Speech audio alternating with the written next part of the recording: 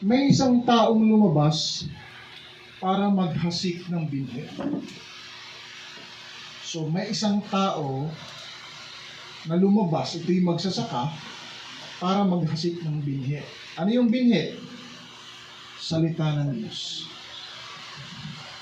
Maaari ang magsasaka ay isang pastor, isang elder, mananampalataya ni Kristo. Lumabas para maghasik.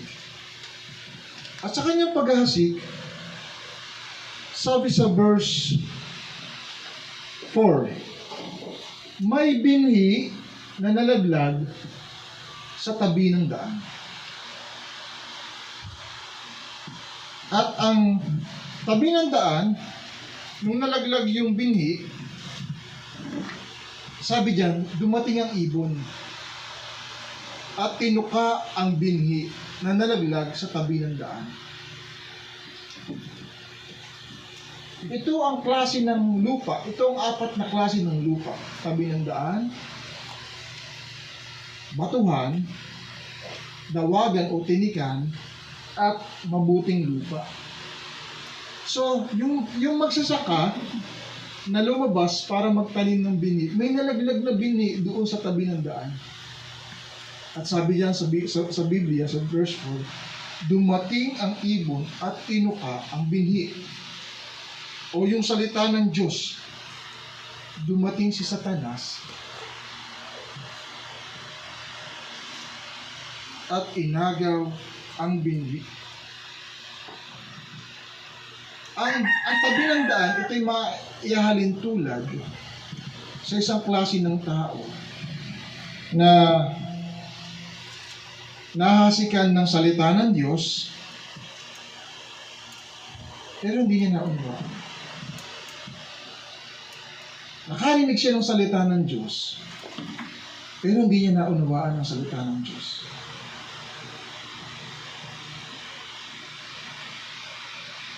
Ang salita ng Diyos ay dumating sa kanya. Pero dumating ang masama. Kung titignan niyo po sa inyong Biblia, yung masama dyan, capital letter. Tinignan ko sa King James Version, and it refers to Satan. Isang klase ng tao na nakarinig ng salita ng Diyos, pero hindi niya naunawaan. Pinayagan niya na dumating si Satanas at agawin yung salita ng Diyos na nahasik sa kanya.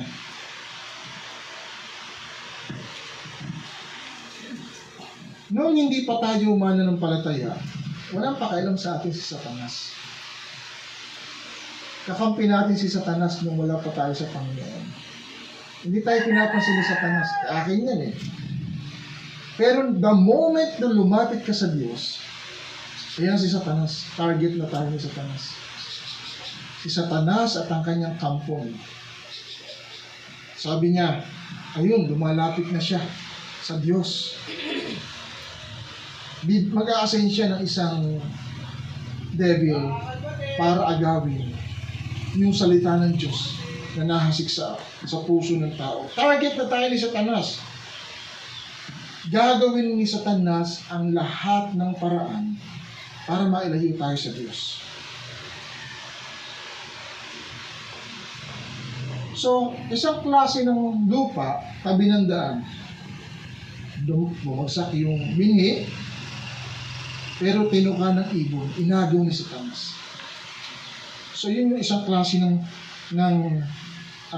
lupa, tabi ng daan. Nahasikan, nakarinig ng salita ng Diyos, pero hindi naunawaan. Yun ang isang klase ng tao, nakarinig ng salita ng Diyos, hindi niya naunawaan. Ang sabi nga dyan ay, dumating ang salita ng Diyos, pero pinayagan niya na maagaw sa kanya ang salita ng Diyos. Lumayag siya. Makikita natin ang klase ng lupa at klase ng response ng lupa. At yung klase ng lupa, yung apat na klase ng lupa, yan ang apat na klase ng tao. Doon sa verse 2, sa ikalawang klase ng lupa, may binhi namang nalaglag sa kabatuhan, sapagkat manipis lang ang lupa roon, sumibol agad ang bining iyon. So sumibol agad yung bining iyon. Manipis lamang ang lupa, kaya agad sumibol sa may batuhan. Ngunit nang mabilad ang bining iyon sa matinding sikat ng araw, agad na natuyo. So may binhi na nalaglag sa batuhan, manipis lang ang lupa, sumibol agad. Pagka ganun, walang ugat. Sumibol agad eh manipis ang lupa. Pag sikat ng araw, nabilad sa matinding sikat ng araw, agad na natuyo sapagkat walang ugat. Yan ay isang klase ng tao na narinig din ang salita ng Diyos, pero mababaw, walang ugat, hindi bumaon. Narinig ninyo yung prayers ko. Lord, once we heard your word, ito ay bumaon sa aming mga puso. Ito'y mag-ugat sa kalaliman ng aming puso. Yun ang lagi kong prayers. Pero makikita natin dito, yung batuhan na pinalaglagan ng binhi, manipis lang ang lupa roon. Sumibol agad ang bining iyon, ngunit walang ugat. Walang ugat. May mga tao na kinig ng salita ng Diyos at masaya niya itong tinanggap. Kaya lang, yung salita ng Diyos hindi na natili. Kaya wala rin siya sa church, hindi rin siya nanatili. Kasi walang ugat eh. Hindi niya talaga naunawaan din ang salita ng Diyos. Masaya niya itong tinanggap. Pero after ng mga nakaranas siya ng kapighatian at pag-uusig dahil sa salita ng Diyos, nawala agad, hindi na napili. Agad ng lamig. Maraming taong ganyan. Sa napakaraming sa home church, sa local church, sa corporate church, napakaraming kwentong ganyan.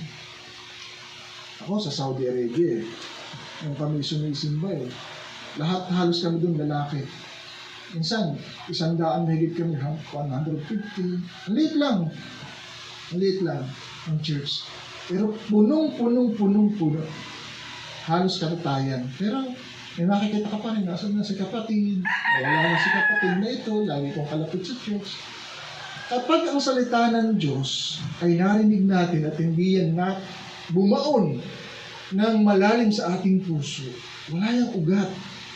Pagdating ng mga pagsubok, pag-uusig, hindi yan mananatili, agad yan manlalamig.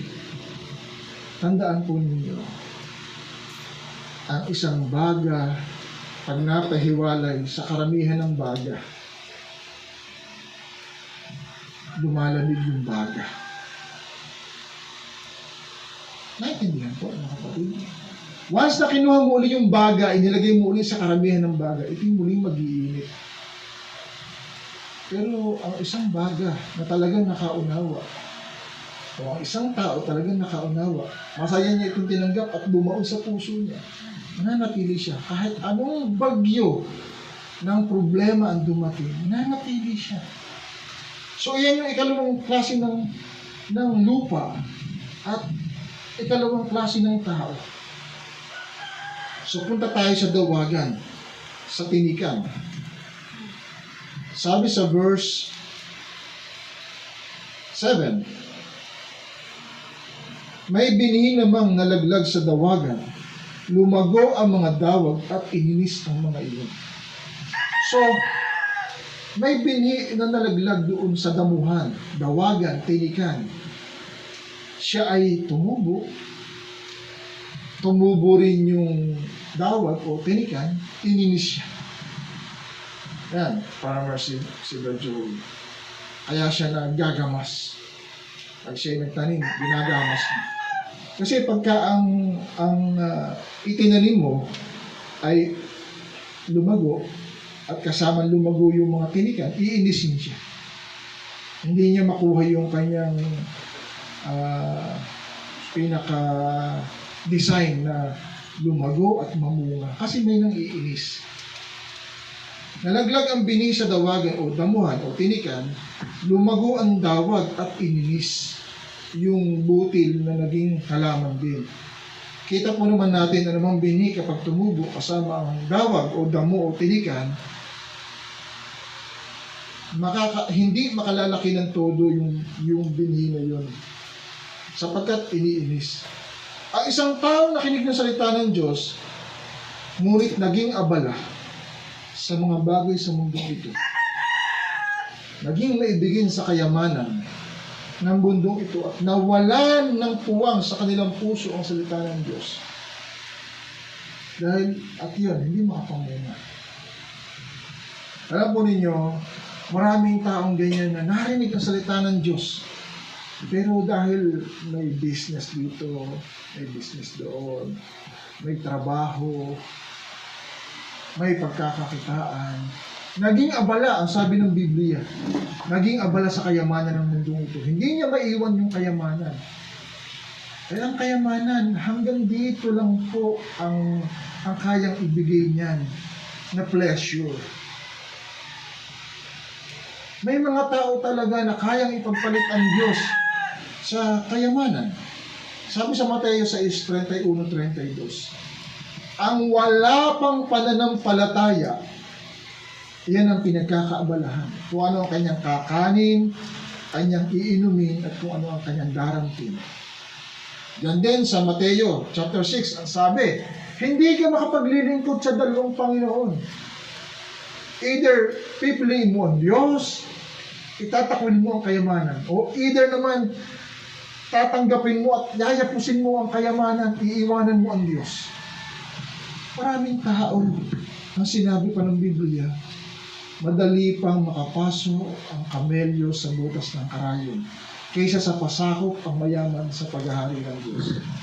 May mga tao na narinig ang salita ng Diyos pero naging abala sa kayamanan ng mundong ito. Ikaw ba naman? Maraming nagsasabi, pag hindi ako pumunta sa aking negosyo ngayong araw ng linggo, ang malulugi ko ay milyon-milyon, bilyon-bilyon. Alin ba ang mahalaga? Marcos chapter 6 verse 36. 6:36. Sabi doon, sa Tagalog, ano ang mapapala ng tao, makamtan man niya ang buong daigdig at ang kapalit naman ng kanyang buhay. Ano ang maibabayad niya para ibalik ang kanyang buhay? Walang kayamanan sa mundong ito na pwede mong ipantay sa kaluluwa mo. Dahil ang ating pupuntahan sa kabilang buhay ay eternity. Buhay na walang hanggan. Pwede mo ba sabihin sa Panginoon, Panginoon, ibalik mo lang ako sa mundo. Buhayin mo lang ako. Bibigyan kita ng 100 billion. Psalms 24 verse 1. Ang lahat sa daigdig ay kay Yahweh. Itong Panginoon. Wala tayong pwedeng dalhin. Wala tayong pwedeng isuhol sa Diyos. Name it, lahat yan ay sa Diyos. Pag-aari ng Diyos, maging ang buhay natin. Kaya ang isang tao nakarinig ng salita ng Diyos at naging abala, ipinagpalit ang Diyos sa kayamanan, ay talagang mapapahama. Kaya, hindi rin makapamunga. Dahil ang naging bunga niya ay bank account. Kaming pera sa bangko. Subukan ninyo.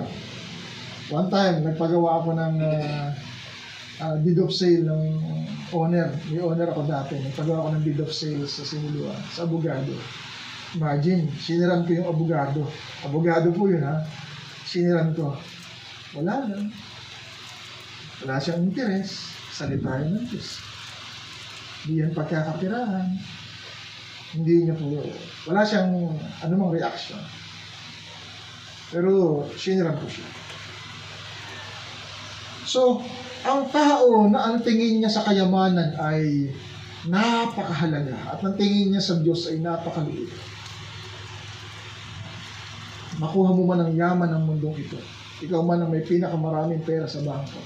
Kung wala ka namang relasyon kay Kristo, ito ang pinakamahirap. Ang taong mahirap, kaya siya mahirap, wala sa Diyos. Ano? Matanda po natin, ang taong mahirap, naging siyang mahirap, hindi sa wala siyang pera. Naging mahirap siya dahil wala sa Diyos. At ang taong mayaman, kahit wala siyang pera, siya ang pinakamayaman. Basta meron siyang relasyon kay Kristo. Tatandaan po natin yun. Ang pera ang kayamanan o pera ng mundong ito, wala lang halaga sa harapan ng Diyos. Once we enter in heavenly places, you will walk in the street so-called the Gold Street. Ang lalakaran mo ay gintong kalsada. Nakikita mo ron sa langit ang mamahaling bato. Pearl, onyx, sapphire, diamond. Lahat ng pinakamamahalin na bato ay nandoon. Meron kang buhay na walang hanggan. Hindi ka natatanda. Hindi nasasakit ang iyong bewang. Hindi na lalabo ang mata mo. Hindi ka na mamamatay. Hindi ka na magugutom. Hindi ka na mapupuyat. Hindi ka natatangis. Hindi ka nalaluha. Sapagkat binabago na ng Diyos ang sitwasyon. You are with God in eternity. So, church, be ready. Because Christ is ready. Alam po ninyo, no? Dati, bumibenta kami ng 10, 11, 12, 15 gasol a day. Marami tinuro din sa amin ng Panginoon. Pero, ganun pa man, basta't may gawain, iniiwan namin ang lahat na iyan. Basta't may gawain. Hindi ako magiging masaya. Makabenta man ako ng marami na wala naman ako sa gawain. In fact, pag may nagpapadeliver, may gawain, umaantay niyo po, dadalang ko po kayo. Tatapusin namin ang gawain. From that sales, bumaba na kami ng gusto. Ang maganda, binago ng Diyos ang puso namin mag-asawa. Dati natataranta ako, pag Lord, wala kaming benta ngayon. Pero ang pagtuturo ng Panginoon, definite, talagang maunawaan mo. Yung kayamanan ng mundo, dalhin mo sa likuran naman. Huwag mo siyang tanawin. Ang tanawin mo ay ang kayamanan sa langit.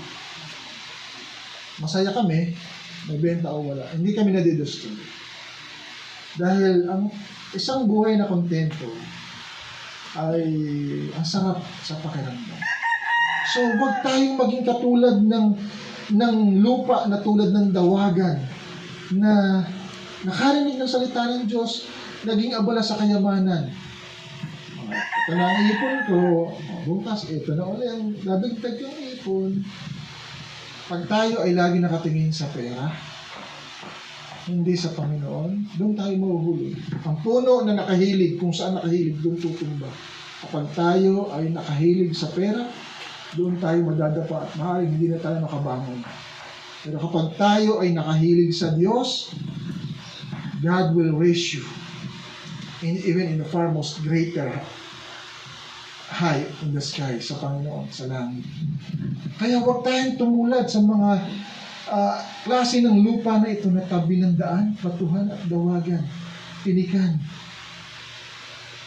Sa apat, ang totoong lupa, yung pang-apat. Ang totoong disipulo ni Kristo ay yung mabuting lupa o matabang lupa. Basahin natin yung huli.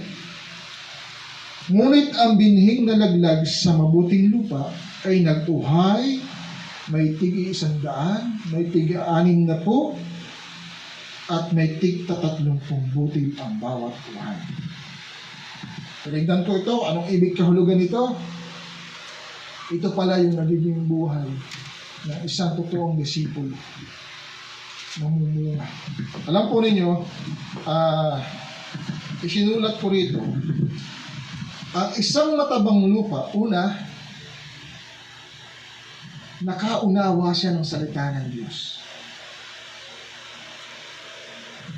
Una pala, narinig niya ang salita ng Diyos. Narinig niya. Ikalawa, ikatlo, namunga siya.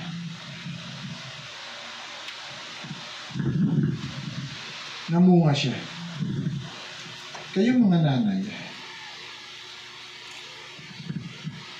yan pong mga anak ninyo, bunga na ninyo yan. Lagi nyo sinakasama sa loob at labas ng tahanan ninyo. Ang totoong disipulo ni Kristo namunga. At dapat mamunga tayo sa loob pa lamang ng tahanan, ang ating Jerusalem. Narinig mo ang salita ng Diyos, naunawaan mo ito, at namunga ka. Yung mga anak ninyo, bunga na ninyo yan. Ang pinagkakatiwalaan sa maliit na bagay, na pagkakatiwalaan sa malaking bagay. Iba yung bunga ng banal na Espiritu. Alam niyo yung bunga ng banal na Espiritu? Siyam. Subalit ang bunga ng banal na Espiritu ay pag-ibig, kagalakan, kapayapaan, kabaitan, kabutihan, katyagaan, katapatan, kainahunan, pagpipigil sa sarili. Walang utos laban sa mga bagay na ito. Yun ang bunga ng banal na Espiritu. Pero ang bunga na binabanggit dito, talagang spiritual children. Mga mananampalataya. Noong sa pagsasaka, alam po ninyo, ang binhi at ang matabang lupa o mabuting lupa, match na match. Alam niyo ang problema? Ang binhi ng salita ng Diyos ay perpekto. Perpekto. Walang problema sa salita ng Diyos. Alam niyo kung anong may problema? Itong tatlong ito. Yan yung tatlong klase ng tao. Right? Tabi ng daan, batuhan, dawagan. Mga taong narinig ang salita ng Diyos, hindi niya naunawaan. Mga taong masayang tinanggap ang salita ng Diyos, hindi naman nanatili. May mga taong nakinig ng salita ng Diyos, naging abala sa kayamanan. Silang may problema, hindi ang binhi. Pero ang binhi sa salita ng Diyos ay perpekto. Ito ay match na match doon sa matabang lupa. Narinig niya ito, nakaunawa siya, namunga siya. Tig-100, 60, 30. Namunga siya. Ang sabi sa English, bear much fruit. Alam niyo yung punong malago na halos humapay na yung mga sanga? Ang dami niyang bunga. Siya ang binabato. Diba? Bakit mo babatuhin yung wala namang bunga? Ano mapapala mo? Tatandaan po natin, doon sa puno ng ibus, ang hinahanap ng Diyos ay bunga, hindi dahon. Kaya tayo mga mananampalataya, tayong totoong disciple. Pag sinabing disciple, tagasunod ni Kristo. We are a follower of Christ.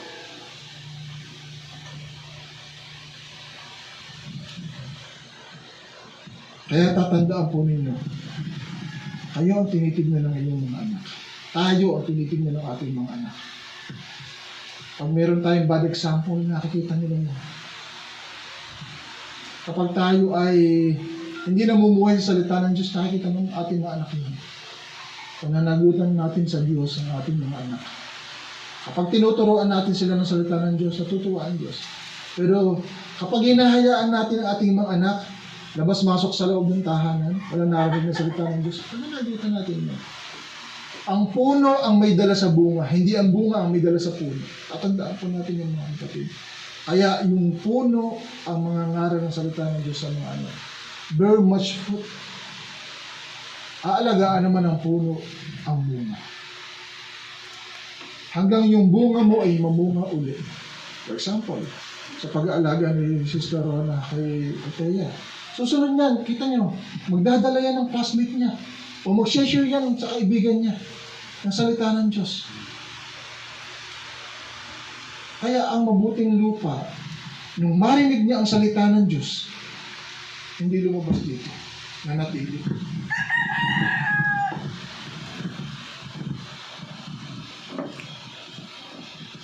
Ang salita ba ng Diyos ay bisita lang sa inyo? Kapag narinig nyo, labas agad dito. Bisita lang ba ang salita ng Diyos sa inyo?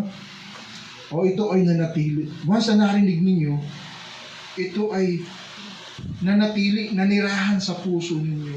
Nag-ugat, tumimo, bumaon ng malalim sa inyong puso ang salita ng Diyos. At nagbago ng buhay ninyo. Yan ang binhi, yan ang salita ng Diyos na kayang baguhin ang ating buhay. This is not only for information. Ang salita ng Diyos ay hindi lang para sa impormasyon. It is the power to transform ang buhay natin, para baguhin ang buhay natin. Dapat ito'y mag-ugat, tumimo, bumaon, malalim sa ating mga puso. Huwag tayong papayag na walang epekto ang salita ng Diyos sa ating buhay. Yung wala tayong mababago. Dapat mga kapatid, meron. Meron dapat mabago sa buhay natin. Once na narinig natin ang salita ng Diyos, dapat mabago tayo ng salita ng Diyos. Huwag tayong papayag na agawin ni Satanas ang salita ng Diyos na ating narinig. Huwag tayong papayag na agawin niya sa puso natin. Up, Satan! Get behind me. Wala kang karapatan at kapangyarihan. Agawin ang salita ng Diyos sa puso ko. Dapat ang salita ng Diyos ay mananatili, hindi matuyo. Alam niyo yung Matthew 4:4? Ano sabi ng Matthew 4:4? Hindi lamang sa tinapay nabubuhay ang tao, kundi sa bawat salita ng Diyos na namumutawi sa bibig ng Diyos. Dapat ang salita ng Diyos, pag narinig natin, manatili, yumabong, sumigla, umusbong, manariwa. Huwag tayong papayag na matuyo. Bakit natutuyo? Hindi nananalangin, hindi nagbabasa ng Biblia, hindi dumadalo sa gawain. Matutuyo po yan. Dapat ang salita ng Diyos ay mag-uugat, mananatili, laging sariwa. Huwag tayong papayag na maging abala sa kayamanan. Dahil ang kayamanan, ang dulot niyan, temporal. Alam niyo yung temporal? Nariyan niya yun, bukas makalawa, wala nang kayamanan na yun. Ang kayamanan sa langit, once na in-invest mo yan, hindi yan maaagaw ng anumang magnanakaw at kalawang. Diniscuss ni Sister Juliet last Wednesday.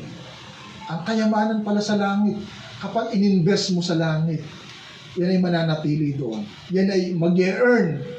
Hindi yan maaagaw ng sino man. Hindi yan luluma. It will never fade the colors. It will not, hindi ito magiging rusty. Kalawang, hindi kakalawangin. Dahil ang langit, alam niyo po ba ang langit? Hindi mag-fade, hindi kailangan dun yung boysen na, ang tahanan ni Gemma ay luma ng pinturahan ulit ng bago.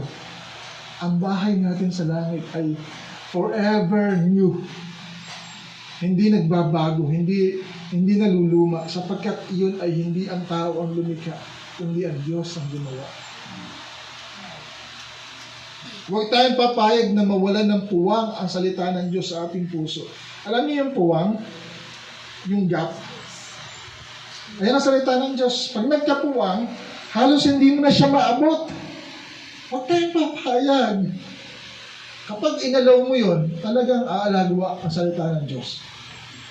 Huwag tayong papayag na mawalan ng puwang. Dapat ang salita ng Diyos, bit mo. Hindi man literally hawak-hawak mo ang Biblia saan mo pumunta. Dapat ang salita ng Diyos, sabi nga, ay mabaon. Tumira, hindi maging bisita sa puso natin. Anong sabi ng Mateo 5:18? Heaven and earth will pass away, but my word will still remain. Maglalaho ang lahat-lahat, pero ang salita ng Diyos ay mananatili magpakailanman. So, ano ang kailangan natin?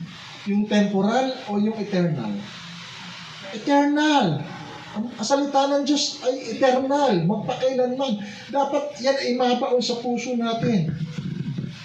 Mga kapatid, binibigyan tayo ng Panginoon ng tsansa. Pagkakataon. Binibigyan tayo ng Diyos ng pagkakataon. Every time na pumupunta tayo sa gawain, diyan natin marinig ang salita ng Diyos. Hindi aksidente na narito tayo para makinig ng salita ng Diyos. Iyan ay divine meeting, divine encounter natin sa Diyos. Walang salitang aksidente sa Panginoon. Ang lahat ng bagay at pagkakataon at panahon ay itinatakda na ng Diyos. Yung araw na nakarinig ka ng salita ng Diyos, hindi na aksidente. Yun ay divine encounter, divine meeting sa atin ng Diyos. Imagine, kung si Bongbong Marcos sabihin sa iyo, Renzel, makikipag-meeting ako sa iyo mamayang hapon. Aba, presidente ng Pilipinas, makikipag-meeting sa iyo. Hindi lalo na ang Diyos. Magkaroon ng divine encounter sa iyo ang Diyos. Tinawag ka mula sa dilim, galing ka sa liwanag sa pamamagitan ng salita ng Diyos. Di mo ba? Bago isara ng Diyos ang kasaysayan ng tao at tapusin ang nalalabing panahon, huwag natin sayangin ang pagkakataon na tayo ay maging isang mabuting lupa na once na narinig natin ang salita ng Diyos, maunawaan natin ito at mamunga tayo. Hindi lang basta mamunga, kundi mamunga ng sagana. Karangalan kong maglingkod sa Panginoon. Pagkat siya ang hari ng mga hari, Panginoon ng mga Panginoon. At yung points natin sa langit, hindi yan mawawala ng kabuluhan. It's still there. It is still there. Ang tanong, anong klaseng lupa tayo? Ikaw ba ay katulad ng lupa sa tabi ng daan? Ikaw ba ay katulad ng lupa sa batuhan? Ikaw ba ay katulad ng lupa na tinikan o dawagan? Kayo po ba yun? O kayo yung lupa na matabang lupa? Lupang mabuting lupa. Isang disipulo ni Kristo. Nawa, from now and from eternity, tayo ay sabihin ng Panginoon. Once we enter in heaven, tapat at mabuting alipin, lamang na pagkatiwalaan ka sa maliit na bagay, pagkakatiwalaan ka sa malaking bagay. Napakasarap marinig natin yun sa Panginoon. O kaya ay pag-enter natin doon, sino ka? Itapon siya sa labas. Yun ba ang gusto natin? Kaya, this is the time na mag-ugat yung salita ng Diyos sa ating puso. Lahat ng ating spiritual gathering, alam niyo po, ito ay recorded sa langit. Kung ang cellphone ninyo, nag-record ng event, laging nasa cellphone niyo, pinapanood niyo, ang gawain ito ay recorded sa langit. At lahat ng bagay, mabuti man o masama. Nangangaral chapter 12 verse 14. Mabuti man o masama, ipagsusulit natin sa Diyos. Kaya tayo ay maging mabuting lupa, matabang lupa. Ang matabang lupa, despite ng napakaraming sikat ng araw, dawagan,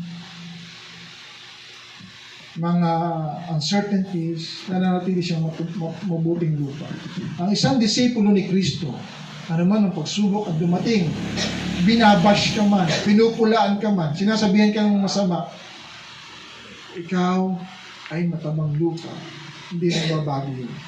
At you are able na ite-treasure mo ang salita ng Diyos sa puso mo. Mahal tayo ng Panginoon, hindi yun nagbabago. Every Sunday, ang Diyos laging nag-iintay sa simbahan ito. Nakakalaupang palad tayo. Yung divine encounter with God. So, mga kapatid, ang hamon ko sa inyo, matabang lupa ka ba? Tanong ko din kayo, mga kapatid, matabang lupa ka ba? Okay. Maraming salamat. Tayo ay yumako, tayo ay manalangin. Panginoon, salamat po. Sa umagang ito, nakita na